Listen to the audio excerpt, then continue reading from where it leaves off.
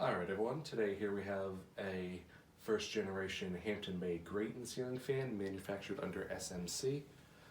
I got this fan a couple of years back at the Merrimack Valley Habitat for Humanity Restore, and this is actually the first ever fan that I picked up at that location. So it's obviously just been just sitting around collecting dust and everything, so I'm finally glad that I'm able to get it up here and showing. Unfortunately, the mounting bracket was nowhere to be found upon pickup, so I had to supply a different mounting bracket, which unfortunately isn't original to this fan. It's a whole different type, and because of that, I was only able to use 2 of the 4 mounting hook screws that it came with, since they don't fully line up. But just like with any other early cheap Hampton Bay fan, this fan doesn't really move a lot of air. It's just your typical cheap flat blade brackets, and as you can see here, this fan is pretty scuffed up as well, especially on the blades, the brackets, as well as the canopy as well. I would assume that this fan is dated 1999. Reason I say that is because this fan actually has 2 tags with dates on them. There's one that's only says March 2000, and then there's also another one which says 1999 on it, but that tag also has its like UL listing and everything, so I would assume that it's from 1999. I'm not sure why there would be a second tag on it with another date, but that's beyond me. That's the first time I've ever actually encountered that. But other than that, the fan works. It does wobble a tad bit, but granted, since this fan is older and everything, I figured that would be to come eventually.